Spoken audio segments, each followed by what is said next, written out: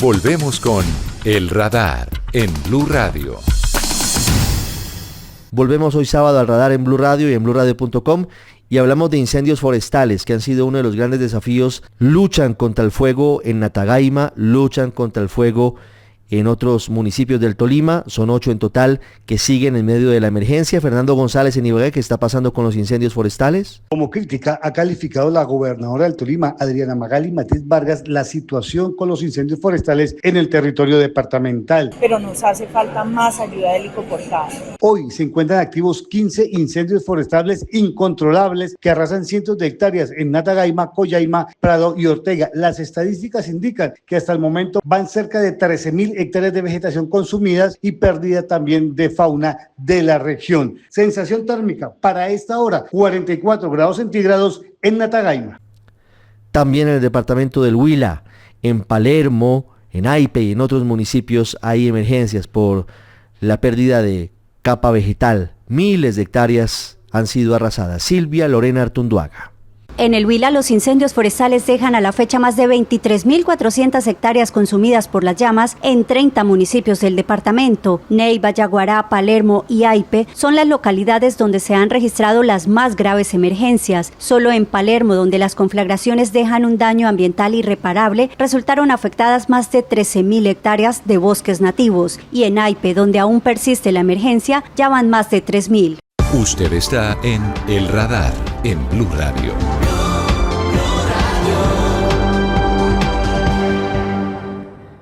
Estamos a menos de 2 meses de las elecciones presidenciales en los Estados Unidos y siempre uno de los temas de campaña y siempre uno de los asuntos cruciales, sobre todo para nosotros los latinos, es la migración hacia territorio estadounidense, que está marcada hoy por diferentes variables que son tenidas en cuenta. Lo que pasa en el tapón del Darién, la situación de Venezuela, lo que ocurre en Nicaragua. Hay muchas variables. Bueno, de Colombia también están saliendo muchos compatriotas rumbo a territorio estadounidense. Queremos saber cómo está hoy la migración y cuáles son las verdaderas posibilidades que existen, porque hay muchos mitos sobre la posibilidad de llegar o no a Estados Unidos y cuáles son las consecuencias una vez ocurre esto. Por eso saludo a Luis Miranda, él es el subsecretario adjunto principal de comunicaciones del Departamento de Seguridad Nacional de Estados Unidos, del Homeland Security. Hola Luis, gracias por estar con nosotros. Hola Ricardo, gracias por la invitación.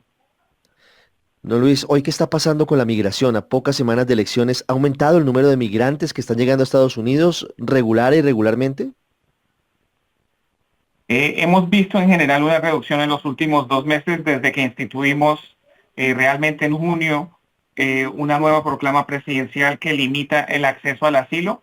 Hemos podido procesar a las personas para lo que es un proceso de deportación acelerada y eso nos ha ayudado a reducir los cruces ilegales por la frontera sureste por un 50%.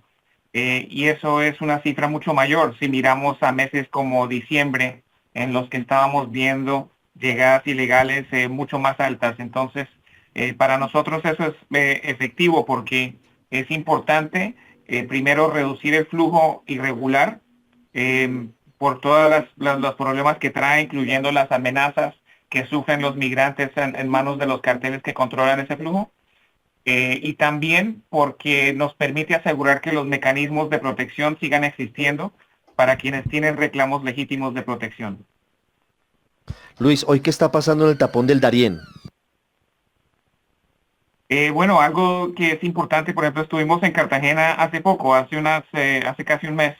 Estuvimos en Cartagena con los ministros de Colombia y Panamá, precisamente para una reunión tripartita en la que se discutieron todos esos temas y las maneras en las que estamos colaborando a nivel regional, porque el tema de la migración irregular no es solo de los Estados Unidos, es algo que tenemos que trabajar en conjunto.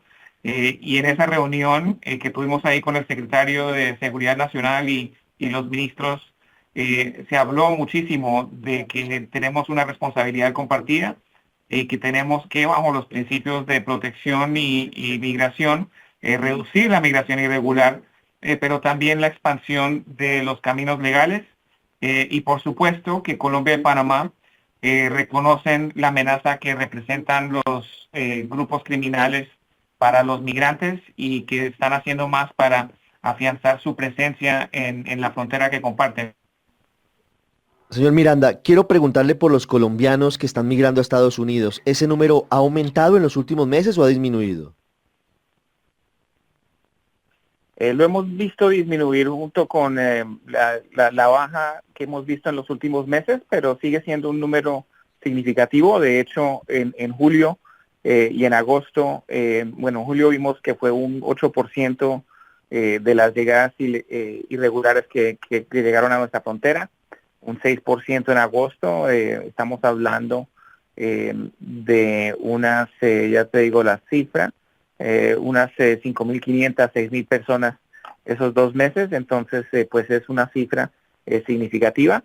Y lo que queremos que la gente sepa es que cruzar la frontera de Estados Unidos sin autorización es una violación de las leyes de Estados Unidos y hay consecuencias que incluyen la deportación, quedar vetado de poder entrar a Estados Unidos de cualquier manera por 5 años o más, y también encauzamiento criminal para personas que cruzan y que reinciden. Entonces, lo que queremos que la gente sepa es que cuando los coyotes, los carteles que les dicen que este es el momento de viajar, que los tratan de convencer y extorsionarlos para ponerlos a viajar, los están poniendo primero en los peligros que pueden sufrir en el Darién o en los desiertos aquí cerca de la frontera, pero también en una situación en la que están en violación de la ley estadounidense. Sí, Luis, en buen colombiano diríamos, de eso tan bueno no dan tanto. Y hay muchos mitos y los coyotes se avalen de ellos. Y uno de esos mitos es, por ejemplo, decir que si una persona pisa legal o ilegalmente suelo estadounidense está salvada porque le van a dar asilo. ¿Eso es cierto? Pues precisamente las medidas que implementamos en junio restringen el asilo para las personas que han cruzado ilegalmente. Entonces, lo que nos ha permitido es poner a las personas en un proceso de deportación acelerada, y hemos triplicado el porcentaje de personas que están en procesos de deportación acelerada, y así es que hemos podido reducir, porque el asilo realmente es algo que existe para protección de personas que sufren persecución directa bajo ciertas categorías protegidas. No es, por ejemplo, para las personas que están viajando, que quieren oportunidad económica únicamente, y esa es la razón que cruzan, ni siquiera para personas que están huyendo de violencia generalizada, si esa es la única razón, es realmente para grupos protegidos. Entonces, al establecer las limitaciones que establecimos en junio, que asumen que las personas que cruzan ilegalmente no son elegibles para el asilo, entonces eso nos permite proteger el asilo y las otras protecciones que existen para personas con reclamos legítimos. Claro. Señor Miranda, ¿cómo funciona en esa situación, en ese contexto, el asilo legal, regular? ¿Cómo se debe hacer el trámite? ¿Quiénes tienen derecho a asilo? ¿Y cómo están funcionando en ese contexto los centros de movilidad? Pues los centros de movilidad por eso son tan importantes, y de hecho hay uno en Colombia y es para que la gente se informe. Hemos visto un buen número de personas llegando a esos centros que han podido ser referidos al programa de refugiados que tenemos, por ejemplo. Eso es una de las maneras en las que hemos podido asegurar que la gente que tiene reclamos legítimos de protección los tengan. De hecho, en el 2023 se habían procesado unos 6.000 refugiados de América Latina y del Caribe, y en el 2024 ya van más de 17.600. Entonces, hemos podido expandir ese acceso y esos mecanismos a través de las oficinas de movilidad segura, pero eso solo es a Estados Unidos. También esas oficinas ayudan a otras vías, por ejemplo, a Canadá y España, y también ofrecen información sobre otros mecanismos que pueden existir, como lo son las visas laborales temporarias, que son un mecanismo mucho mejor a ponerse primero en los peligros de la extorsión, el secuestro, todo lo que puede suceder en el camino, pero también de ponerse a cruzar y estar en una situación precaria ante la ley estadounidense. Luis, hoy, ¿cómo está la migración venezolana? Venezuela tiene una situación política y humanitaria difícil que en teoría se ha complicado desde el pasado 28 de julio. Hoy ¿Cómo están las cosas? ¿Ha aumentado o ha disminuido el asilo de los venezolanos? La solicitud de asilo y la migración legal e irregular a Estados Unidos. La migración irregular definitivamente ha disminuido. En julio y agosto solo vimos 600 venezolanos, o sea, una décima parte de lo que vimos de los colombianos. Para los venezolanos también pues tenemos un proceso que es de parol humanitario, donde no tienen que cruzar ilegalmente en ninguna parte, porque tienen la habilidad de, con un patrocinador, pedir un proceso de parol humanitario, y si son aprobados tanto el patrocinador como ellos, entonces pueden pues comprarse su propio pasaje y volar directamente a Estados Unidos sin tener que hacer nada de lo que les cuesta en lo que es pues costo monetario, pero también los costos y dificultades de una jornada como la es el Darién y el resto del viaje. Entonces es mucha mejor alternativa y muchos venezolanos se están acogiendo a eso. De hecho, para los venezolanos con esos procesos hemos recibido ya casi 117,000 venezolanos en un poco más de año y medio. Y llegan teniendo un parol humanitario que les permite estar 2 años, que les permite tener elegibilidad para un permiso de trabajo durante ese tiempo. Entonces es mucha mejor alternativa para ellos y los que se han acogido a eso pues han tenido mejor resultado que los que cruzan ilegalmente. Luis Miranda con nosotros hoy sábado en el radar del Departamento de Seguridad Nacional del Homeland Security de Estados Unidos, hablando sobre migración, sobre las condiciones y los riesgos, sobre por qué no paga, de nuevo en buen colombiano, no paga irse irregularmente a Estados Unidos. Las imágenes de las redes sociales son dolorosas. En el tapón del Darién, familias enteras con niños de brazos, intentando esa travesía, intentando incluso con el riesgo de morir, con el riesgo de ser abusados sexualmente, con el riesgo de ser hurtados, con el riesgo, y el peor de todos, pues obviamente la muerte, pero también la posibilidad de que apenas toquen suelo estadounidense, engañados de pronto por los coyotes, sean deportados de forma inmediata y con sanciones en Estados Unidos. Hay otras vías, otros caminos. Don Luis, como siempre, un gusto. Muchas gracias por haber estado con nosotros. Muchísimas gracias, Ricardo. Usted está en El Radar, en Blue Radio.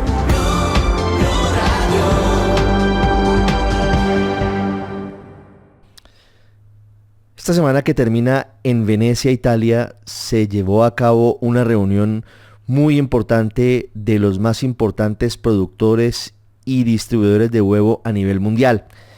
Y se reunieron para hablar de nuevas tecnologías, para hablar de regulación, para hablar del mercado, para hablar de seguridad alimentaria. Hay muchas aristas que tienen que ver incluso con responsabilidad social.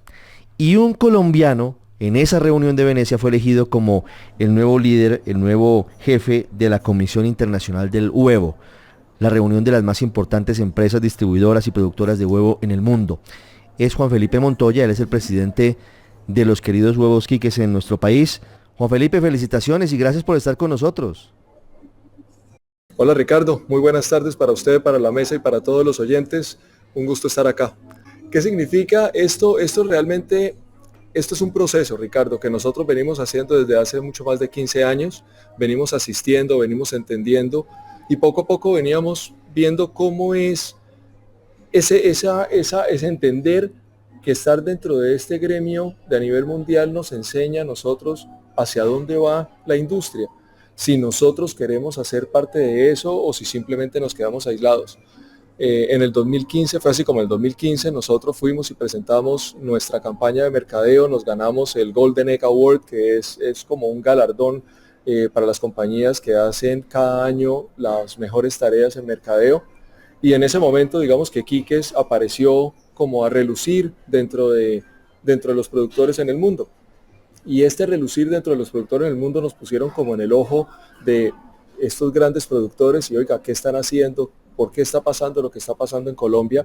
Porque no es solamente una bonita campaña de poder tener un posicionamiento de marca, sino es el hecho de poder estar nosotros en ese espectro, cómo Colombia ha venido creciendo y pues intensificando ese consumo per cápita que hoy realmente nos ubica a nosotros entre el top 5 de los países en el mundo, Ricardo. Esa es una cifra que es realmente muy interesante. Dentro del top 5 de países consumidores en el mundo está Colombia, consumidores de huevo. Juan Felipe, como decía, y ya vamos a hablar de la expansión del negocio, quisiera preguntarle por la seguridad alimentaria, porque todo esto conlleva también una responsabilidad social importante.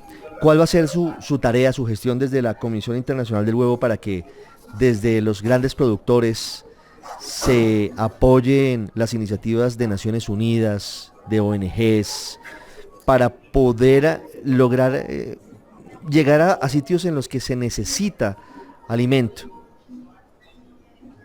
De acuerdo, esto es una pregunta muy importante, Ricardo, y el enfoque básicamente es cómo podemos hacer nosotros para poder llegar a países dentro de África, que sus consumos son muy bajos y las necesidades son realmente muy importantes y necesidades básicas en la dieta de proteína. Sabemos que pues el huevo es la proteína más básica, el alimento más completo y es la forma como nosotros queremos llegar.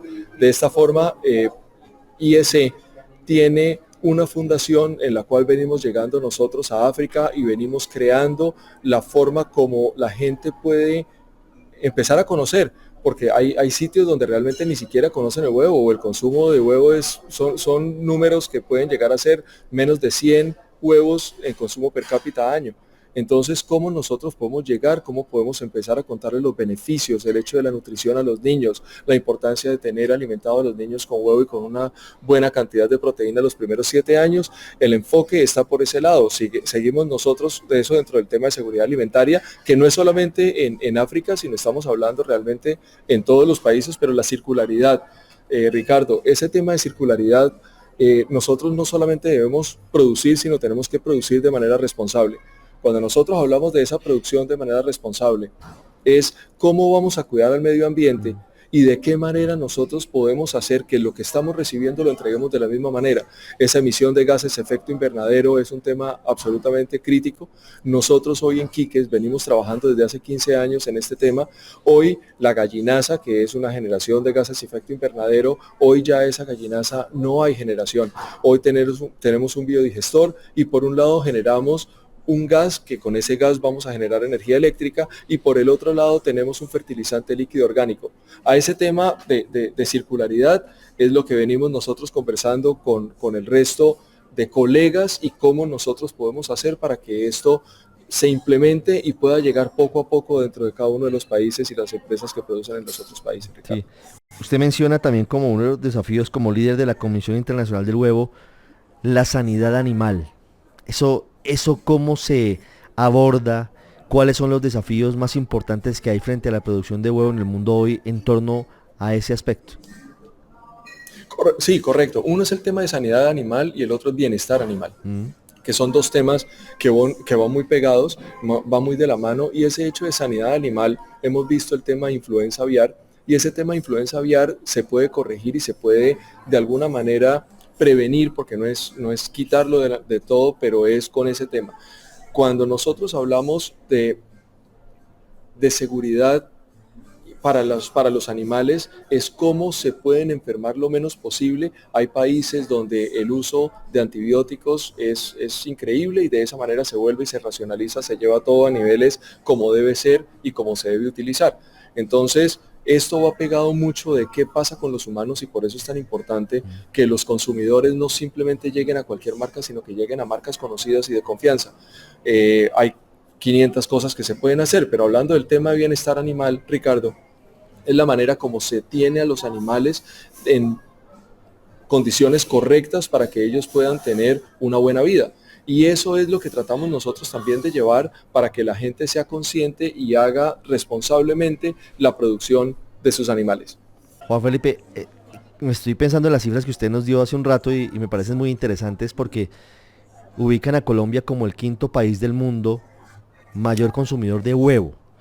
¿Cómo ha evolucionado ese consumo? ¿Y qué datos hay sobre el negocio, sobre el consumo de huevo en Colombia? Mire, para entrar a Colombia y hacer ese doble clic en el país, Ricardo, Colombia hace 10 años, nosotros crecimos en 10 años en el consumo per cápita en un 47%. Casualmente hace 10 años Quiques como marca nace, o más que nace, lo lanzamos al público. venimos haciendo un trabajo absolutamente increíble, no solamente como compañía, sino la Federación Nacional de Avicultores, FENAVI, en ese incremento en el consumo, y venimos entrando a todos lados. Hoy, por ejemplo, Quiques, nosotros estamos llegando a más de 43.000 tiendas de barrio en todo Colombia, y pues vemos los beneficios increíbles que existen. Hoy en el mundo somos 8 billones de personas y más de 5 billones se consumen un huevo al día. Esto significa que en el mundo, si hablamos de los 8 billones, una persona se come 0.6 huevos al día, obviamente distribuidos de manera diferente a través del mundo. Pero este crecimiento específico en Colombia es un crecimiento récord, es la razón por la cual, Ricardo, le llamó tanto la atención a la industria mundial que ha venido haciendo Colombia, porque países en el mundo no han sido capaces de igualar como lo que nosotros venimos haciendo en Colombia. No, pues un aumento del 47% en el consumo de huevo en pocos años es una cifra que, claro que llama la atención, y por eso, entre otras cosas, en lo que están haciendo ustedes en Quiques ha llevado a que Juan Felipe Montoya, su presidente, sea elegido hace pocos días como el nuevo líder de la Comisión Internacional del Huevo. Juan Felipe, felicitaciones y muy atentos, Ricardo, a todo gracias. Lo que viene ahora muchas como gracias. líder de esta agremiación internacional. Muy amable y felicitaciones de nuevo. Gracias, Ricardo. Buen día, que esté muy bien. Usted está en el radar en Blue Radio. La guerra en Oriente Medio toma y adquiere matices dramáticos. El presidente de Colombia, Gustavo Petro, ya habla de la creación de unas fuerzas de paz internacionales. Seguramente será una idea que planteará la próxima semana en la Asamblea General de Naciones Unidas en Nueva York. Pero en Oriente Medio la situación ahora se está recrudeciendo en el Líbano. Israel ya ha empezado incluso bombardeos en Beirut. Israel también ha adelantado operaciones de inteligencia y operaciones que han llevado a la detonación de Vipers, de walkie-talkies y otros elementos de comunicación de integrantes del grupo terrorista Hezbollah, que promete sangre y promete venganza. Desde Londres, Silvia Carrasco. Buenas tardes, Ricardo. Hasta ahora, esta semana, ningún ministro israelí ha asumido públicamente la responsabilidad por las explosiones en el Líbano. Una operación de inteligencia de temible eficacia, aunque condenada desde la diplomacia europea por su objetivo de sembrar el terror.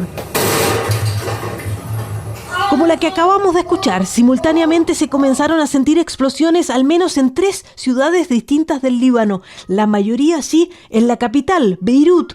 Eran los aparatos que usaban los militantes de Hezbollah para comunicarse, los Vipers. Los preferían a los teléfonos celulares porque pensaban que estos podían ser hackeados. Los Vipers comenzaron a explotar en supermercados, en las calles, en los vehículos. Eran captados por cámaras de seguridad y a continuación se veía hombres en el suelo, ensangrentados. Comenzó el caos hospitalario. El tráfico se detuvo para abrir paso a las ambulancias. Llegaron médicos de Siria, de Irak, para prestar ayuda. Había llamados desesperados para que la gente donara sangre. Ese iba a ser solo el primer día, cuando se registró 2.850 heridos y 12 muertos. Así explicaba el ministro de Salud del Líbano, Dr. Firas Abiad, el daño corporal que estas explosiones habían infligido en los heridos. Dice, la mayoría de las lesiones parecen ser en la cara, especialmente en los ojos y también en las manos, con algunas amputaciones, ya sea en la mano o en los dedos, y algunos tienen lesiones en el costado del cuerpo. Eso ocurría el martes 17 de septiembre. El gobierno del Líbano ordenó entonces a la gente deshacerse de los Vipers. Comenzaron los funerales. Era el miércoles 18 y en medio de los deudos, nuevas explosiones. Ahora eran los walkie-talkie con mayor carga explosiva, que dejan 25 muertos y más de 450 heridos. Comenzó de inmediato el rastreo del origen de los Vipers explosivos. Esa investigación llevó a una fábrica taiwanesa de nombre Gold Apollo. En febrero, Hezbollah había encargado 5.000 aparatos. Rápidamente, la compañía taiwanesa explica que la orden la ejecutó otra empresa, BAC Consulting, una empresa húngara que resultó ser la fachada de una empresa fantasma israelí que desde 2022 estaba construyendo Vipers, esperando la orden de Hezbollah. Los aparatos los construyeron con partes de sus sistemas eléctricos falsamente hechos para que en realidad contuvieran 20 gramos de explosivos. Estados Unidos se distanció rápidamente de la operación. Es el portavoz del Pentágono, Mayor General Patrick Ryder. I don't have any details to provide on the reports of the pager blast. I can tell you. No tengo ningún detalle que dar sobre los informes de la explosión de los buscapersonas, dice. Puedo decirles que hasta donde yo sé, no hubo ninguna participación de los Estados Unidos en esto. La operación de inteligencia que Israel no reconoce públicamente humilló al grupo armado más poderoso de la región, que no solo se vio engañado en la compra de aparatos, sino que sospecha la posibilidad de infiltración de sus propias filas. Con las comunicaciones destruidas y su militancia diezmada, expertos en Hezbolá, como el analista jordano Am El Sabaila, creían poco posible una retaliación inmediata. To my knowledge, there's no U.S. involvement in this at all. Dice que no saben el nivel de infiltración que tienen ni cuál es la próxima sorpresa que les está preparando Israel. Eso significa, dice, que ir a la guerra en esas condiciones podría ser una receta suicida para Hezbolá. Pero esa no era la actitud del jefe de la milicia, Hassan Nasrallah, quien desde su ubicación clandestina emitió un desafiante discurso el jueves en la tarde, acusando a Israel de masacre, reconociendo que habían sufrido un severo varapalo, pero también prometiendo no suspender su agresión a Israel. Nuestra operación en el sur del Líbano, dice, no se va a detener hasta que, o al menos que, se ponga fin a la guerra genocida de Israel en Gaza. En las horas siguientes, la Fuerza Aérea Israelí ha bombardeado sin pausa instalaciones militares de Hezbolá en distintos lugares del Líbano, pero también recintos civiles, como en la capital, Beirut, donde asegura haber matado en las últimas horas a un alto comandante, a Ibrahim Akil, un hombre buscado por la justicia norteamericana al que se considera responsable de 2 atentados en 1983, hace 40 años, contra la Embajada de Estados Unidos en Beirut, donde dejó 63 muertos, y luego otro atentado contra las fuerzas de pacificación, donde diezmó las tropas, dejando más de 300 muertos. No se sabe hasta dónde se va a extender la guerra de Israel contra el Líbano. Lo que sí se reconoce es que la operación de los Vipers explosivos ha logrado en parte reconstruir el prestigio perdido de los servicios secretos israelíes. Ese prestigio que perdieron en el ataque del 7 de octubre del año pasado, cuando fueron incapaces de prevenir el ataque de Hamás que comenzó la guerra, cuando mataron a 1.140 israelíes y secuestraron a otros 250. Según las agencias de prensa internacionales, el equipo de inteligencia que planificó la explosión de los aparatos de comunicación de Hezbolá es la unidad 8200 y específicamente la subunidad 821, una organización secreta, legendaria del ejército israelí, que se especializa en soluciones tecnológicas de la guerra, Ricardo. El radar en Blue Radio.